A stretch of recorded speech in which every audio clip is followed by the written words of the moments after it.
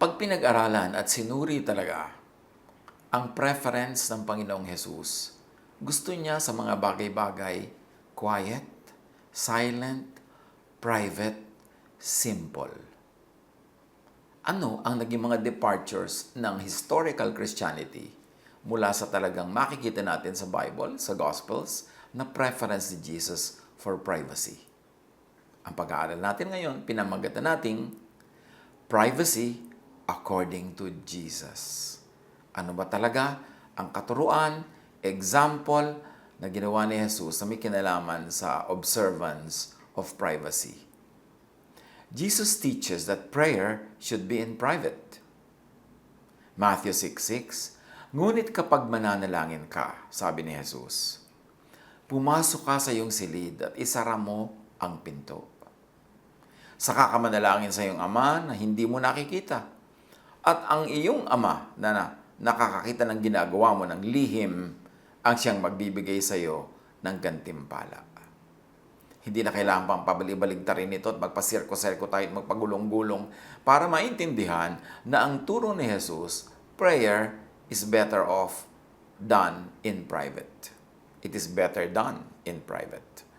Mas mabuting tahimik kasi walang nakakapanggulo sa'yo, nakaka-focus ka, wala kang performance, hindi mo kailangang mag-please ng ibang tao, it's just between you and God. So, turo yan ni Jesus. What about His practice? Jesus prayed in private. May konting-konting incidents na nag-pray siya in public kasi kailangan dahil nandun na yung incident, nandun na yung pangyayari. Pero tuwing nakakapili siya, ang pinipili niyang ay manalangin mag-isa. Matthew 14:13, nang marinig ni Jesus ang pagkamatay ni Juan, sumakay siya sa isang bangka at pumunta sa isang lugar na walang tao. Ngunit nang mabalitaan naman yun ng mga tao, sila'y naglakad papalabas sa kanilang bayan at sinundan si Jesus. Gustong-gusto na nga ni Jesus na manalangin mag-isa, mag-isip mag-isa, mapag-isa, but the people wouldn't let him. Sinusundan-sundan pa siya, and they were intruding into his privacy, invading his privacy. Matthew 14:23, matapos niyang paalisin ang mga ito, mag-isa siyang umakyat sa bundok upang manalangin. Nag-iisa siyang inabutan doon ng gabi. So, ang mga tao pinaalis niya, matapos niyang tapusing paglingkuran sila, at mag-isa siyang naiwan. Umakyat pa sa bundok, mas lumayo-layo pa, upang manalangin. At inabot na siya doon ng gabi. Jesus teaches that solving interpersonal conflict should be private as possible. Matthew 18:15-17, kung magkasala sa iyo ang kapatid mo, puntahan mo siya at kausapin ang sarilinan tungkol sa kanyang kamalian. Kapag nakinig siya sa iyo, naibalik mo na ang inyong pagsasamahan bilang magkapatid. Ngunit, kung ayaw niyang makinig sa iyo, magsama ka pa ng isa o dalawang tao upang ang lahat ng pinag-usapan ninyo ay mapatunayan ng 2 o 3 saksi. Kung ayaw niyang makinig sa kanila, sabihin mo sa iglesia ang nangyari. At kung ayaw pa rin niyang makinig sa iglesia, ituring mo siyang parang hentil o isang maniningil ng buwis. Merong mahalagang maunawa dito sa teaching na ito ni Jesus. Ang setting, church. Pag daw na-offend ka o may kasalanan sa iyo ang isang kapatid, kausapin mo siya sarilinan, kayo lang dalawa. Hindi mo siya pag-uusapan kasama ang ibang tao. Hindi mo ikakalat sa iba ang nangyayari. Ang pupuntahan mo mismo, yung sa tingin mo ay nakakagawa sa iyo ng mali. Kayo lang dalawa, mapag-isa kayo. Pagka daw naayos na yun, edi ayos na, sarado na, tapos na, ilibing na ang kwento. Pero pag hindi pa rin daw siya nakinig sa iyo, magdala ka pa ng isang taong saksi, tutulong sa iyo. At kung ayaw pa rin makinig sa inyong dalawa, 3 na kayo. At kung ayaw, sabihin daw sa church. Anong pinagkaiba ng church na tinutukoy dito ni Jesus sa church ngayon? Ang mga churches noon ay home churches, house churches. Ang miyembro ng church are miyembro ng the same household. Maaring ito ay nuclear family, tatay, nanay, magkakapatid, o extended family, merong tiya, may tiyo, may lolo, may lola, may pinsan, pwedeng ganon. Isang compound halimbawa kayo na magkakasama sa hanap buhay, sa trabaho, kung ano man ang trade nyo, kung carpenter kayo, kung kayo ay farmer, kung kayo ay gumagawa ng fabric, isang compound kayo yung church. Anong pinagkaiba nun sa ngayon? Kasi sabi, pag hindi nakinig sa'yo, magsama ka ng isa o dalawa. Kasi kung ano man yung iskandalo na yon, kung ano man ang problema na yon, kung ano man yung ginagawang kasalanan sa'yo, hindi yung lalabas ng pamilya kasi ang isasama mong saksi, ang isasama mong kakausap sa kanya ay member din of the same household.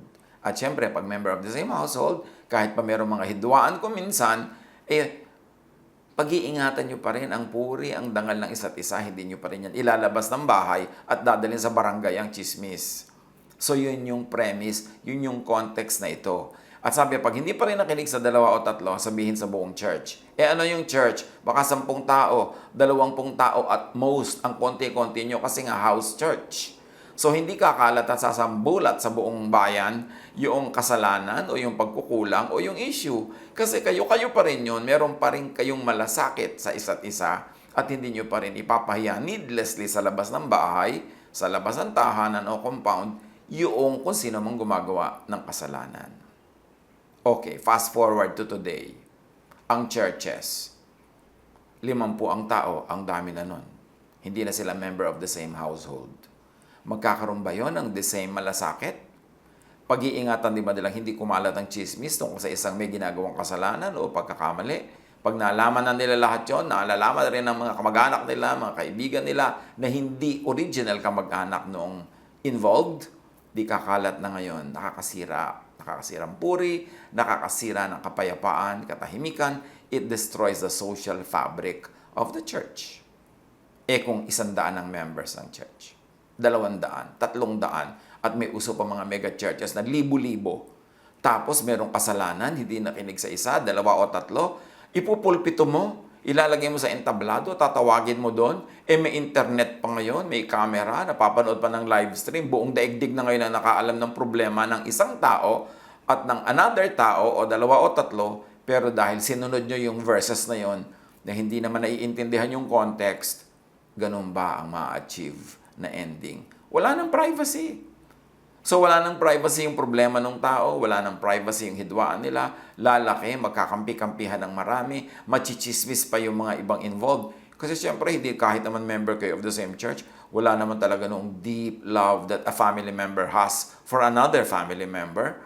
Dahil hindi mo naman kilala, ang dami-dami nyo, hindi ka na masyadong concerned. Pag-uusap-usapan nyo na ngayon, pag nagkakape kayo, kumakain, o nagte-text, o sa Facebook, iba na ang panahon.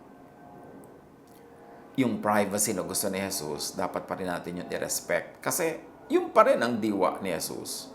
At yung church noon, konti lang, family, hindi mega, hindi iba-ibang pamilya, iba-ibang lahit, iba-ibang linguistic groups ang nandun, na wala na silang ganong close affinity para pag malasakitan yung mga involved sa problem at sila ay huwag ibilad sa kahihiyan. Importanteng isipin natin yon. Huwag kang sunod ng sunod sa verse, hindi mo naman naiintindihan yung verse. Dapat makukuha natin yung context ng historicity of the event. So as we have said, the church then was a family or a small circle of people close to and interdependent with one another. Ngayon, ano mangyayari? Pagka hindi siya nakinig sa inyo, ituring nyo siyang outsider. Ibig sabihin kasi, kung pare-pareho kayong carpenters, yun ang industry nyo, furniture, pag meron ka itunuring na outsider, hindi siya kasama sa production, wala siyang sweldo, wala siyang kita. Pag farmer kayo, hindi siya kasama sa farming. Pag may trade kayo, hindi siya kasama. Maoobliga siyang mag-behave kung ayaw man niyang kusang mag-behave kasi mawala siya ng hanap buhay. At baka ipatanggal niyo pa siya at palayasin doon sa inyong bahay at compound, mawalan pa siya ng tirahan, lalo siyang maoobligang sumunod. Pero ngayon, sa context ng church ngayon, ipupulpito mo, ipapahiya mo, ibibisto mo sa lahat ang kasalanan ni ganot na ganon. Ituturing nyo pa siyang outsider, papatanggalin nyo pa siya sa church nyo. Di lalo siya natuwa. Kasi nakalaya siya sa inyong judgment, nakalaya sa inyong mapanuri na paningin at sa inyong pagmamatsyag at pagmamasid. It will not achieve the same effect that it had in the times of Jesus. Pag tiniwalag mo ngayon isang tao, di atin lang siya sa ibang church, tuwan-tuwa pa yung iba na tanggapin siya, lalo siya ay musician, o singer, o giver, o mayaman, o tinanggal mo pa, nawala yung purpose, hindi ma-achieve yung purpose. At saka, hindi naman family member mo, ituring mo mga outsider, hindi mo rin naman napalaya sa iyong bahay, hindi mo natanggalan ng trabaho, so nawala yung effect na effective lang sa house church. So pag-isip-isipan natin, bago tayo nag-a-apply ng mga verses na in the end nagiging cruel tayo, nasisira yung privacy ng tao, nabibisto ang kanyang mga private lives na hindi naman kailangan ibuyang-yang sa lahat ng taong hindi involved. Pagka hindi sila involved in the commitment of whatever crime people consider to be criminal, edi dapat yun lang involved ang makasali sa usapan kasi stakeholder sila. Little knowledge of Scripture, little knowledge of its historical and cultural background can lead to very erroneous interpretations and even cruel applications. Si Jesus, mahalaga sa kanya ang privacy, mahalaga sa kanya yung dangal, puri, katahimikan at kapayapaan ng individuals. Jesus teaches that those receiving miracles should keep quiet about it. Mark 1:43-44. Matapos mapagbilinan, agad siyang pinaalis ni Jesus at pinagsabihan ng ganito, "Huwag mong sasabihin ito kanino man, sa halip ay magpakita ka at magpasuri sa pare. Pagkatapos mag-alay ka ng handog para sa Diyos ayon sa iniuutos ni Moses bilang patunay sa mga tao na ikaw ay magaling at malinis na." So, sabi ni Jesus, huwag mong ipamalita na pinagaling kita. Ano naman ang ginagawa ngayon ng maraming tao? Public testimony na pinagaling siya, itong ginawa ng Diyos sa kanya. Yung ba ang turo ni Jesus o hindi? Bakit kailangan noon na magpakita sa priest para magkaroon ng testimony pinagaling? Kasi yung priest ang nagde-declare pag ang isang tao unclean. Therefore, naku-quarantine siya, hindi siya nakakapagtrabaho, hindi siya nakakahalubilo sa lipunan, sa kanyang mga mahal sa buhay at mga kaibigan. Sa kailangang i-declare uli ng priest na clean na siya para makabalik siya sa lipunan. That is what the testimony is for. Pero sa buhay natin ngayon, applicable ba itong sinasabi ni Jesus? Manahimik ka dyan. Ayoko na ang mga tao naniniwala sa akin because of the miracles, because of these big stories. Gusto ko magkaroon sila ng personal na pagkakaunawa sa aking katotohanan, sa aking pag-ibig, at buong katahimikan nila itong ma-absorb at maintindihan, hindi sa pamamagitan ng mga ingay at napakalalaking mga event. Mark 1:34, "And Jesus healed many who had various diseases. He also drove out demons, but he would not let the demons speak because they knew who he was." Again, katahimikan na naman ang gusto ni Jesus. Tapos, uso ang overly noisy testimonies. Hopefully, such modern practices are not just for marketing devices or are not just marketing devices. Na hindi lang yun para maipromote ang isang church, na mag-member kayo dito, gagaling kayo, o maipromote ang isang tao na siya healer, sumunod tayo sa kanya, ang ating dinadalangin, meron talagang napaka-sincere, nakagustuhan lang na purihin ng Diyos. Pero kahit pa nga, yun ba ang style na gusto ni Jesus? Mag-isip-isip tayo. Dapat lagi nating suriin yung gospel Christianity, biblical Jesusness, kesa sa mga practices ng church over the past 2,000 years. Dapat laging suriin, maka-Jesus ba yan? Jesusness ba ang bunga niyan at style niyan sa mga pinagagagawa natin? There are many other examples of preference for privacy, tulad sa Matthew 6:17-18. Sabi ni Jesus, sa halip, kapag nag-aayuno ka, maghilamos ka, lagyan mo ng langis at ayusin mo ang iyong buhok upang huwag mapansin ng mga tao na ikaw ay nag-aayuno. Ang iyong ama na hindi mo nakikita, ang tanging makaalam nito, siya na nakakakita ng ginagawa mo ng lihim, ang siyang magbibigay ng gantimpala sa iyo. Pati yung pagfa-fast, dapat very private, very quiet, hindi kita ng iba na nagfa-fast ka. Kumusta naman ang practices ng marami sa fasting ngayon? Ganun pa rin ba? Tahimik, quiet, hindi ipinapahalata? O masyadong publicized and announced? John 7:10, however, after his brothers had left for the festival, he went also, not publicly, but in secret. Hindi ipinapaliwanag, pero laging ipinapakita na mas gusto ni Jesus tahimik. Quiet coming and going. Quiet participation. Quiet healing. Quiet faith. Quiet prayer. And yet, sinusunod ba yan ng mga taong tinatawag ang mga sarili nilang Christians? Matthew 6:31, then because so many people were coming and going that they did not even have a chance to eat, he said to them, come with me by yourselves to a quiet place and get some rest. Si Jesus, kahit marami pang mga taong nangangailangan ng ministration, pagalingin, i-counsel, ipanalangin, pakainin, pinaiwan muna ni Jesus sa mga yon, sa kanyang mga disciples kasi pagod na yung mga disciples. Gutom na, puyat na. Ganyan ba tayo ngayon sa ating mga workers? O mabait lang ang church sa guest? Tapos halos slave driver sa workers. Yung pagka-guest ka sa church ay may mga palibre-libre pang kape, may mga pa-welcome pa, pa-nicey. Tapos pag naging worker ka na, sobrang-sobra ka ng tinitipid, sobrang-sobra ka ng pinapagod, very much underpaid and overworked. Si Jesus, mabait sa kanyang mga workers. To the point na niyaya niya at matahimik na umalis, pumunta sa isang tahimik na lugar, magpahinga, kahit pa nga merong pressing need from the many people who needed their ministrations. Si Jesus, mabait doon sa pinaglilingkurang publiko, pero mabait din siya sa kanyang mga kamanggagawa, sa kanyang mga workers. Gaano natin masasabi sa church workers ang ganyang katotohanan? Mabait ba ang church sa church workers?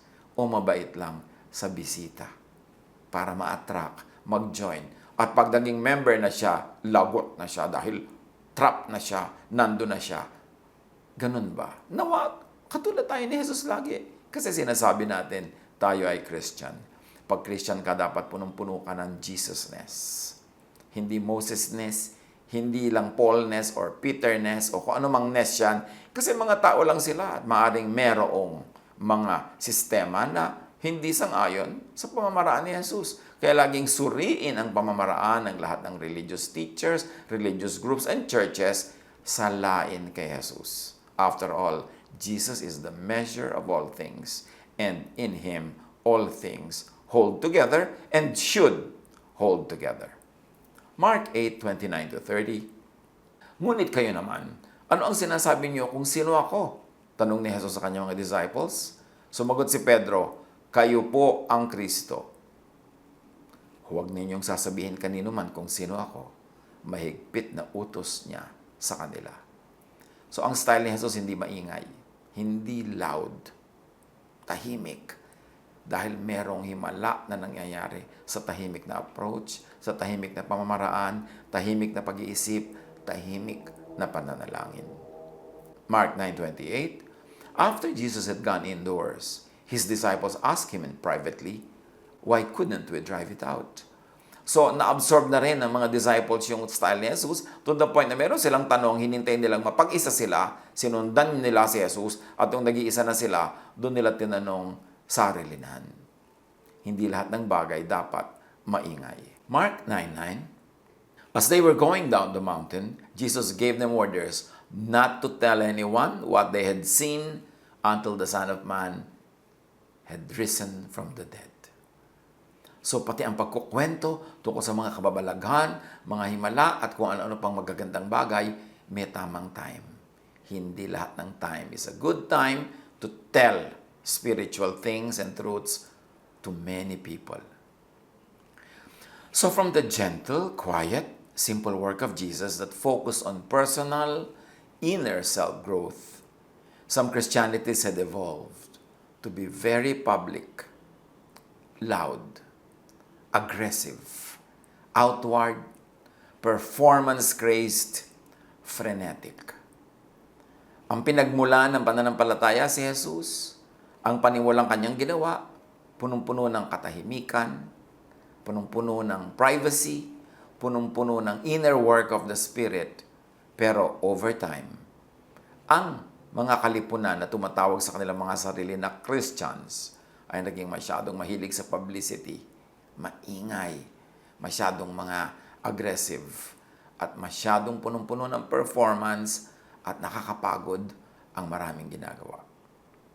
Review the privacy quotient of your spirituality. Si Jesus ayaw niya nung talagang ginagawa for public consumption. Matthew 23:5, sabi niya about the Pharisees and the teachers of the law, everything they do is done for people to see. Puro pang para makita, para magpakita, para maka-impress, para magpa-impress. 1 Peter 3:4, it should be that of your inner self, the unfading beauty of a gentle and quiet spirit, which is of great worth in God's sight. Ano ang mahalaga? Kalooban. Katahimikan ng loob at yung tining ng loob na pinahahalagahan ng Diyos.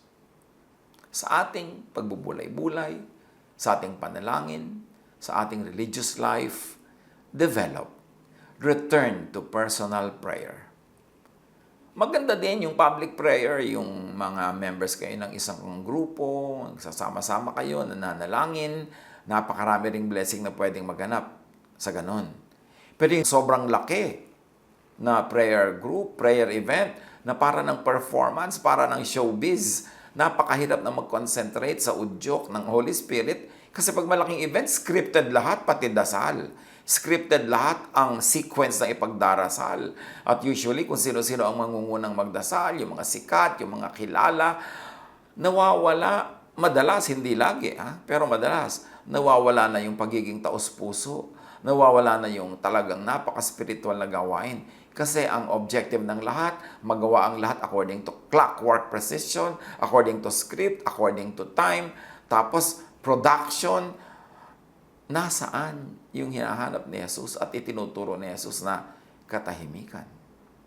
Magbulay-bulay tayo sa mga ginagawa natin. Hindi nawawala yung blessing when you pray with other people.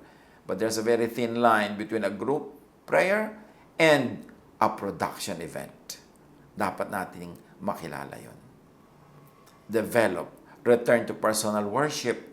Hindi kailangan lahat ng worship ay group worship. Hindi kailangan laging maraming tao. Hindi kailangan laging production. Although, you can do a maraming tao event, yung maganda, well done, may mga ilaw, may mga tugtog, may mga sayaw, na hindi production, hindi performance, kundi taos-puso. Pwedeng gawin yun. Ang sinasabi lang natin, bantayan ang sarili. Kasi baka show na yan.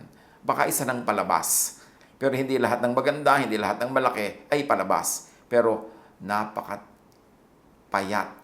ng pagkakaiba. Napakapayat nung bakod na naghihiwalay, napakanipis between a big public event and a production number.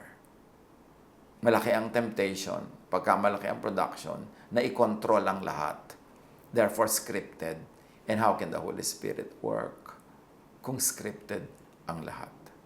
Develop, return to personal study. Hindi lahat ng pag-aaral dapat laging maraming tao, laging may expert, laging merong nagko-control ng pag-aaral na siya yung marunong, siya lang ang pinakamarunong sa lahat. No, the Spirit can reveal God's truth to everybody and anybody. Of course, it helps kung meron kang training, kung meron kang pag-aaral, pero mas madalas, yan ang nagiging sagabal. Kasi ang tanong sa nag-aaral, anong pinag-aralan mo? Ano ang itinuro sa'yo ng nag-train sa'yo at nag-aral sa'yo? Kasi maraming religious schools, ang itinuturo lang naman talaga yung kanilang paniniwala at unfair na sila, unkind and even hostile sa paniniwala ng iba about the same God and about the same verses in the Bible. So hindi ko man nag-aral, tama na ang napag-aralan.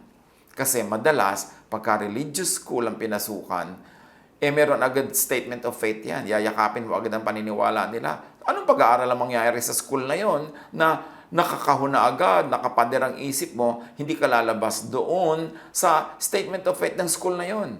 Samantalang other schools, studying the same Bible, iba na naman yung statement of faith nila. So naging ganyan lang yung shape ng utak mo, naging ganyan lang yung theology mo, dahil doon ka napadpad sa school na yon. Pero meron ba talagang laya ng isip na mag-aral? May laya ng discussion. O pagka hindi ka na sumunod sa special and particular doctrine ng school na yun, babagsak ka na, hindi ka napapasa. Therefore, mauobliga ka, true or not, honestly or not, sincerely or not, na sumunod doon sa kanilang sinasabi nilang statement of faith. Manuri.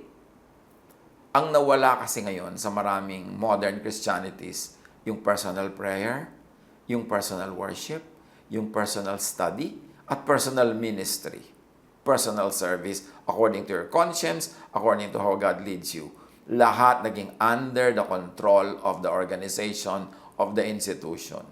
Lahat, ang prayer mo, ang pagpe-pray mo, ang menu ng iyong prayer, kailan yun, ang pag-worship mo, ang paraan nun, ang pag-aaral mo, ang pag-aaralan doon, ang ministry mo, controlled lahat ng organization. Pwedeng maging maganda yan kung yung organization ay punong-puno ng Jesusness. Paano? Kung puno ng Pharisee-ness yung organization, di na-control din ng Pharisees ang yung prayer, ang yung worship, ang yung study, ang yung ministry. Mag-isip-isip. Pinahalagahan ni Jesus yung individual, yung small group. Sabi niya, when 2 or 3 are gathered in my name, I am there. Pero maraming churches ngayon, pag sinabing, hindi namin kayo group, hindi kami ang nagpadala ng teacher sa inyo, hindi namin doctrine ang tinuturo sa inyo, therefore wrong kayo. Sabi ni Jesus, when 2 or 3 are gathered in my name, I am there. Whoever sent you, or even if nobody, no human being sent you, merong 2 or 3 gathered in the name of Jesus, praying, or worshiping, or studying, or serving, Jesus is there. That is the truth of the Jesus Church. What makes it a church is not its organizational setup, it's not the history or organizational history of of the church.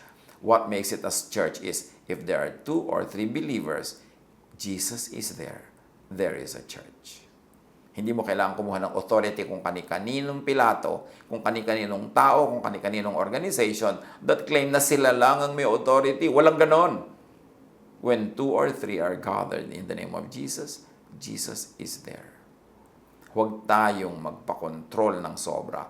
Maganda rin yung may organization, yung may control. Kung ikabubuti, pero kung nakokontrol ka, pati ang iyong paniniwala, ang iyong paglapit sa Diyos, ang iyong panalangin, ang iyong mga aspirations, Jesus came to set free. We should know the difference between being in an organized activity and being in prison, a religious prison. I-develop natin ang ating church membership. Maganda yan. Marami tayong mapupulot dyan. Pero lagi tayong manuri kung tayo ay nagiging Pharisee church or Jesus church. And even if you're already in a very Jesus-centered church, huwag mo pa rin pababayaan ang personal and private prayer, worship, study, and ministry. Kasi doon ka lang magiging totoong-totoo, ikaw na ikaw, kaniig ang Diyos. Pag-isipan ito, i-develop. Hindi magagalit ang Diyos na meron kang ganyang personal spiritual activities. Gusto nga yan ni Jesus. God bless us all.